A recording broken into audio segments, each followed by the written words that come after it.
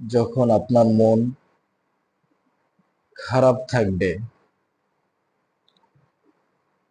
মনের ভিতরে অন্তরের ভিতরে ভালো লাগবে না, কোনো কিছুই ভালো লাগবে না, প্রিয়জনদের সাথে ঘুরতেছেন, ফিরতেছেন, সবকিছুই করতেছেন, কিন্তু মনের ভিতরে মানে শান্তি ফিরে পাচ্ছেন না। তখন যদি এই দোয়াটি পড়েন, তাহলে আল্লাহ তাআলা আপনার মন অচিরেই ভালো করে দিবে। দোয়াটি হলো, আল্লাহুম্মা ইজআল ফি কলবি নূরা।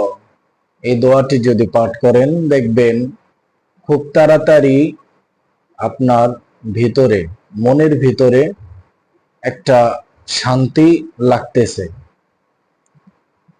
ইনশাআল্লাহ সবাই, আল্লাহ পাক সকলকে আমল করার তৌফিক দান করুক। আমিন।